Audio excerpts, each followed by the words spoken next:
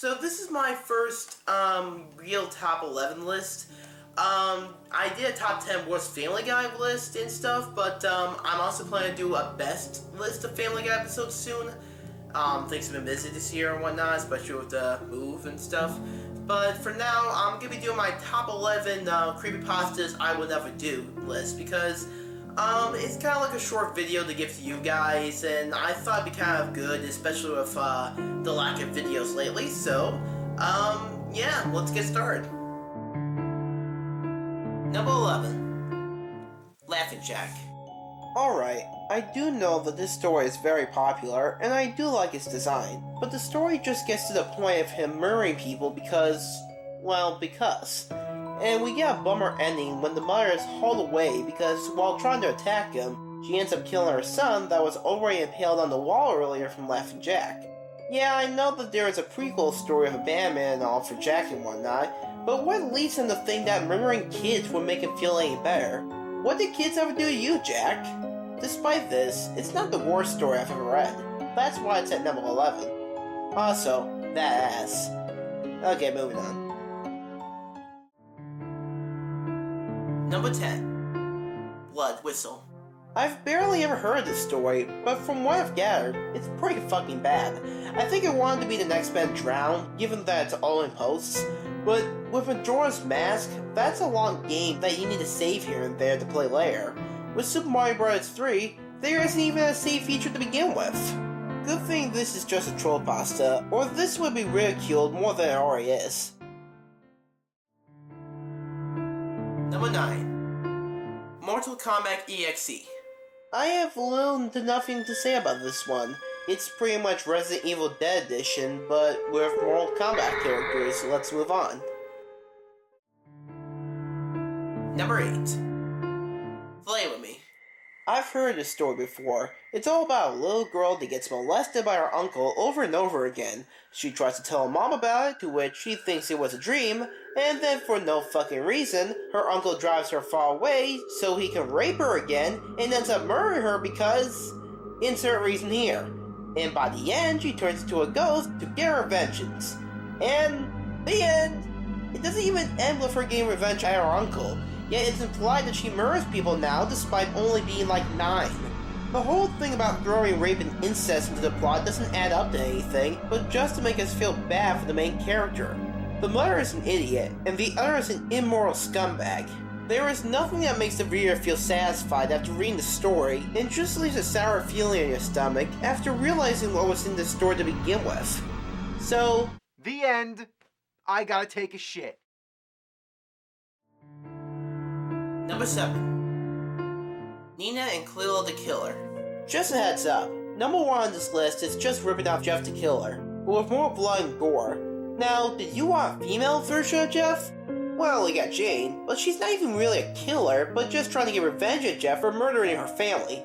She's the closest to actually having motivation and character. But seriously, this is about Nina and Cleo the Killer. These stories are about a hyperactive fangirl that wants to follow in Jeff's steps and constantly calls him her prince. The other one goes overboard to the point that, I shit you not, rips out her eyeballs. Why? What the flying fuck is the point of doing that? Are you trying to outshine Jeff in how much you can mutilate your body? Although what Jeff had done to his body would eventually lead to his downfall, at least it looked like an emo Joker, which actually looks pretty cool for cosplay on Halloween. These stories are just shameful rip-offs that make me question, why are we still making these killer stories since they're just mainly ripping off Jeff to begin with? Number 6. Super Mario 64 Damned. Why? Why does this story exist? It's all about a couple buying a Nintendo 64 and a copy of Super Mario 64 as it features new storylines that includes a cult that features Toads mutilating Mario and having Mario with a stirring face that smiles at the viewers. The story ends with an anticlimax when the main character is somehow buried in the game, burned alive and bleeding to death, as in reality, he has fallen onto the ground and notices some black mass over him. So what, has Mario come to life just to kill him? I don't really get the story. It's just some random mindfuck imagery to get you spooked, where in reality, it's just cliche blind gore to try to spook you. Enough said. Number 5. Huntsville Camping Trip. This story doesn't really make any sense. So a few friends go on a camping trip and find some spooky shit in the middle of the woods, such as a face in a window and random toys being spotted in a river. They leave in fright as the story delves into weird-ass shit at home as characters and family members act completely weird and out of character. My guess is that a curse was placed onto them, which causes them to see and feel weird things. I don't know what to say about this one. The story doesn't feel consistent, and there isn't even a proper ending. Would it make more sense that the protagonist was suffering from something delusional, which caused him or her to see or feel these things happening to them or something? Or say they got high on berries? I don't care! I just want to accept this half-ass ending. Number 4. The Chanting in the Woods. This story just downright pisses me off.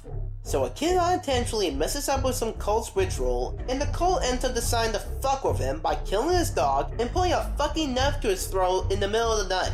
They make him do tests so they won't murder him or his family, and the only reason that his divorced parents will believe anything he says is because they assume that he's just stressed due to the divorce. That's not gonna try to put this kid through more hell. At first, his father makes a reasonable argument that maybe it's a bunch of ratty teenagers due to the noise, but after they find their dog run over days later, and the noises are getting louder and louder, the father still doesn't take the hint. I swear, if one of those cult leaders slit his son's neck from ear to ear in front of him, he would just been annoyed about the blood being splattered on the floor. Even when it's proven that something is happening to this poor kid near the end, they just deem him as schizophrenic. I swear, this is just Butters from South Park being tormented the whole time, and his douchebag parents not giving a rat's ass about it.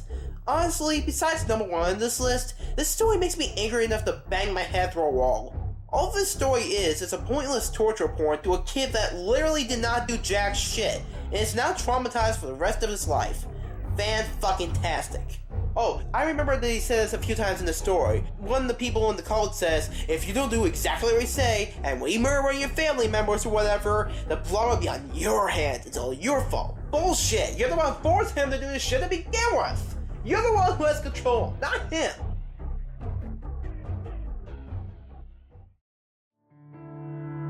Number 3. The Wheel ChuckECheese. Let me just say this. Like many kids of my generation, I loved going to ChuckECheese back in Buffalo, New York, since I was living there at the time. So, for me to find out recently that apparently there are scientists fucking around with some giant-ass rats at the fucking place for kids, nevertheless, it ends up eating some of the workers and ends up escaping the place and into the alleys. I should elaborate once again that kids were at the ChuckECheese that day. It's not like he did this after hours or something to that extent. No. Let's always put the kids in danger because we'll do better business that way? Yeah, this story is dumb. Number 2. Crystal. Can I bang my head about this one right now? It's about a young woman who had just recently gotten out of college and she tries to find a job on Craigslist. Her boyfriend tells her not to, but she does it anyway. When she gets an offer, they both meet up with a guy as she ends up fainting due to drinking a drink that ends up being tweaked with something bad. The next time she wakes up, she is literally being cut open alive by her boyfriend and the other guy. Also, Nacha gets murdered in the story because the story demands more bloodshed. The story ends with her and the other corpse being buried alive. So, what's the point of her ex-boyfriend, this other dude, pretty much killing her to begin with? Was the lesson that you shouldn't go to Craigslist? If not, then why would her boyfriend betray her like that and end up murdering her? This story literally makes no goddamn sense! And given what we have for number 1, it's not gonna get any better. And the number 1 on our list is Clockwork, Your Time Is Up. Now I want to warn you, this will be a very long rant. Something I've been wanting to talk about for a very long time. What can I really say about this pasta? People may dislike Jeff for being poorly written, but this story makes me want to just stop reading these killer stories altogether, given that all of these stories are pretty much the goddamn same. And with this character, I just can't stand her. She is such an unlikable cliche that needs to be shot down for good. Where do we begin with this story? Well, let's start with the fact that she gets smacked with a bell by her abusive father when she was young because she had immediately drawn the walls. Then a few years later, her brother justifies rape and incest on his own sister because we need a reason to cheer for her later on. And you thought this was the only story on the list about rape and incest. And what seems to drive her away from others is, I shit you not, some rather macabre drawings. Really? Because you draw blood on a piece of paper that qualifies you as insane? People make horror movies all the fucking time and nobody sends them to the nut house. Her teachers constantly say that her time will be up, which I'm pretty sure won't come back to the story at all. Your time is up. I'm just gonna keep saying this till somebody makes a t-shirt out of it. And her boyfriend breaks up with her because he's a bit disturbed by her drawings. Is that the only reason? He seems a bit shallow to me. And because she's all bummed out about the breakup, thus the most rational thing you can do under stress is to literally send a needle on thread through your own cheeks to resemble a fucking smile. Huh. Sound familiar? So she's sent to a therapist that gives up really quickly as Natalie is shown to possibly have split personality disorder. So obviously the best idea to help her is not spend more time trying to pin down a condition and try to help her over issues and make her feel better, but instead wait for her to fall asleep in the car, send her to the nut house, and have drugs injected into her without her consent. She eventually escapes by becoming the fucking Flash and murders some doctors in the most grotesque way possible, because apparently with the drug overdose, she becomes super fast and shit because the story is contrived as fuck. Oh, and within the 20 or 30 seconds of murdering her doctor before the guards come into the room, she murders him, cuts him open, and writes random shit on the wall with his blood. Pretty unlikely with that short amount of time. So she gets home and ends up paralyzing her mother when she accidentally falls, and I guess breaks a spine or something. I don't know, it's not really specified. And Natalie decides to kill her by cutting her chest open and ripping out her heart. Seems kind of unfair since her mother cannot fucking move. It's the violent version of taking candy away from a baby. There's no fucking point. She ends up murdering her father and brother, but in the most grotesque ways possible that I don't even want to mention it. Seriously, when Jeff went crazy, he only killed his family by stabbing them each once. He didn't spend 20 minutes on each person in the most gory way possible. Even Tiki Toby gets a pass, since at least he just killed his dad for being an uncaring, abusive prick horse, and yet left the mother alone. Natalie, on the other hand, just murders because she's become a fucking psychopath. And you want to know the real kick to the balls of this story?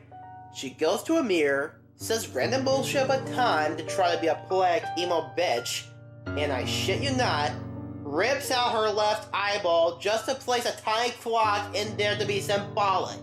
Yes, she does this so she'll be known as Clockwork. Wouldn't it make more sense to, I don't know, take the clock and wear it as an amulet to be symbolic? No. This makes much more sense. Enjoy having that missing hole in your face being infected, you goddamn little shit. I still hate this fucking story to this day. I do usually listen to this story here and there online. I only listen to this when it's trying to be deep, when it's just a shitfest. At the very least, MrCreepyPasta did a good narration of the story.